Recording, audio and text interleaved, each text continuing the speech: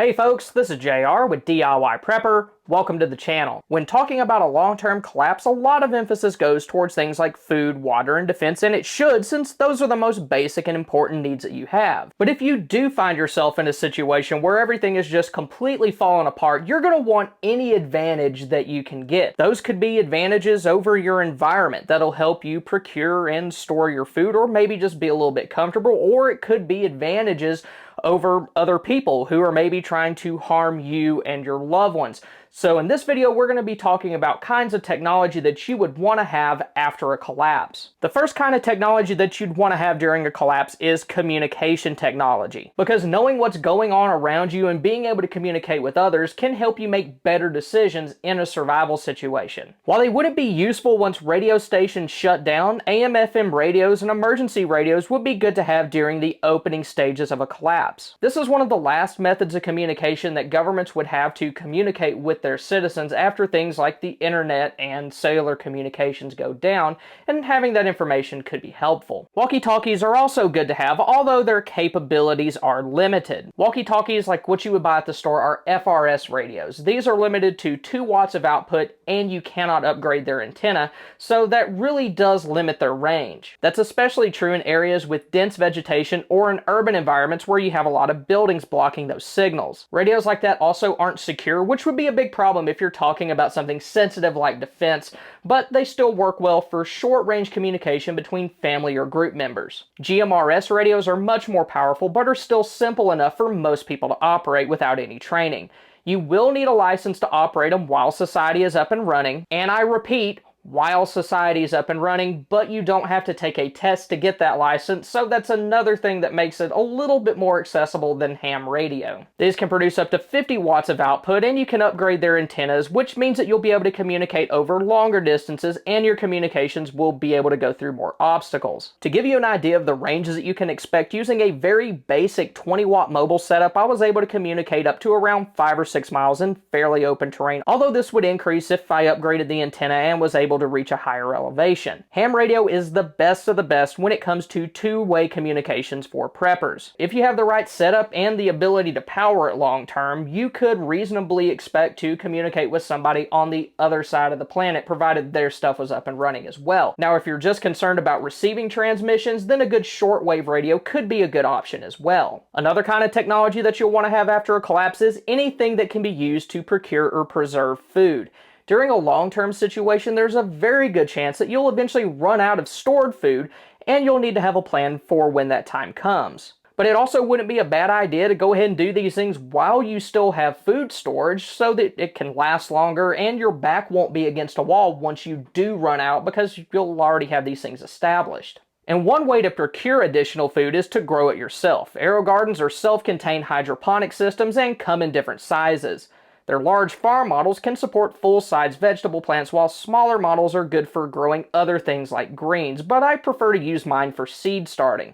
They make the process very straightforward, and I've gotten good results over the couple years that I've used them for that. Small aero gardens also use very little power, meaning that you could power one using a solar generator. Game cameras could still be used the same way that they are today to capture footage of animals so that you can see what's out there and when you can go find it. They can also help you monitor two-legged varmints as well, but it's important to understand that any game camera that uploads files via something like a cellular connection will lose that functionality. Now, when it comes to food preservation, pressure canning is a good option since it can be used to preserve a wide range of foods, including meats and vegetables. Now, while this is easiest to do using a modern gas or electric stovetop, if you're careful, you can do it over an open flame. But you will need a very well-built pressure canner to do this, because some of the cheaper ones might not be able to hold up to that. Another good choice is dehydrating, and one good thing about this method is that it doesn't require fuel if you use a solar method. The all-season solar cooker that I have here can be used for cooking as well as dehydrating foods. Then of course there's other more primitive methods like smoking meats, which can be used to preserve them as well. Then there's more high-tech food preservation methods. A freeze-drying machine would be very useful to have now, since it could allow you to store a wide variety of foods for 20 years or more. but using one after a collapse would be a big challenge because they have some pretty hefty power requirements. Another thing that would be pretty difficult to run during a long-term collapse is a refrigerator, but an alternative could be a 12-volt refrigerator freezer. These use a lot less power than full-size refrigerators, and they work very well for preserving small but critical food supplies like meat. They can also be used to keep certain medications cool, but one thing I really like about them is that they're not just a strictly preparedness item, because you can use them for things like camping or road trips also. I don't know if y'all can hear that in the background,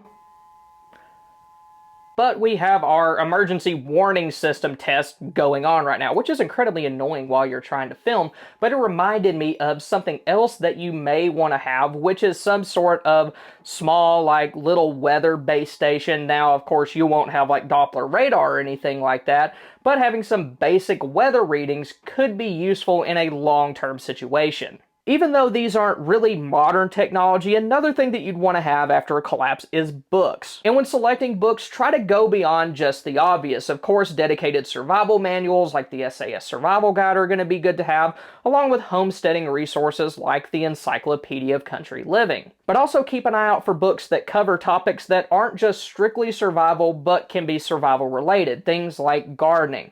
Also books that cover how to repair or maintain certain types of engines, especially anything that runs on diesel, because biodiesel really isn't that difficult to make. Also stock up on home repair books that cover things like basic carpentry and electrical. And I really could see books that cover solar and other renewable power sources being especially useful. While physical books will always be preferred for an application like this, try to retain access to any digital resources that you may have as well. Electronics like cell phones, laptops, and tablets can hold a ton of information even if networks are long gone. Just be sure that anything that you have is set up to hold files on the device itself rather than the cloud, because of course in that situation you won't be able to access anything on remote servers. One potentially useful technology that many people overlook is electric bicycles or e-bikes. And these are good for a few different reasons. First off, since you would have the help of an electric motor, you might be able to travel further on one of those than you would on a regular bicycle just using your own strength. They're also quieter than things like dirt bikes, which would be helpful if you're trying to keep a low profile, and they also don't require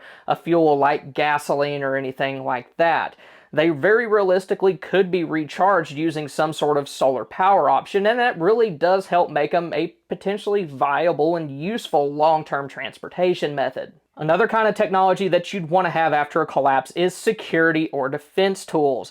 Now, when it comes to home security, traditional security systems probably won't work after a collapse. Many times these are tied into the power grid as well as cellular or internet utilities, and if those were to go offline, your security system would as well. Battery-operated magnetic door and window alarms can be used as a backup to these systems. While they won't do anything like provide real-time monitoring, they'll at least do a decent job letting you know if somebody's entering into your home.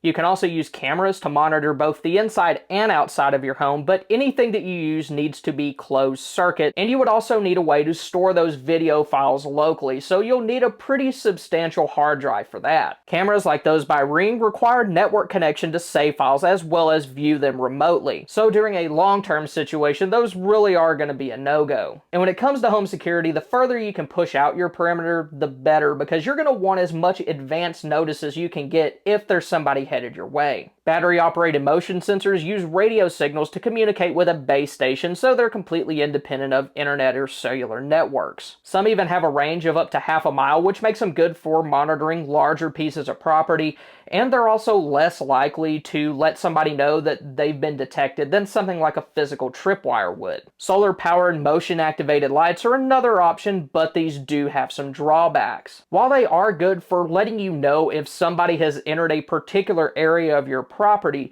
there are times where you may not want like really bright lights shining in your yard. In some situations that could draw some unwanted attention to you. Another security related technology that a lot of people overlook is drones. These can be very valuable tools if you need to gather intelligence, because the cameras on them just seem to be getting better and better, and they make some nowadays that can even carry small loads, and I see that being particularly useful if you live in a place, say, that has a lot of mountains. Somebody could get injured in an area that would be difficult to get to.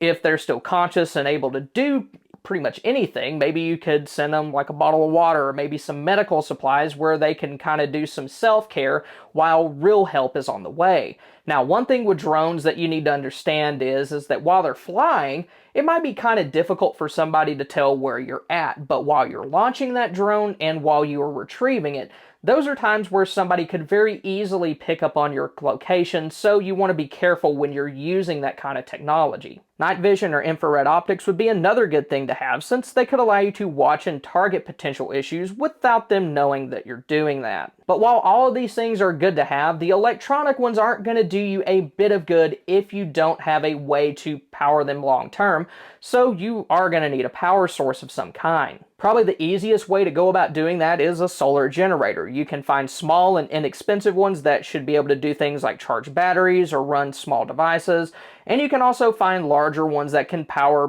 big appliances or even power tools. The biggest advantage that solar has over other power options is that it relies on a readily available renewable source, which is sunlight.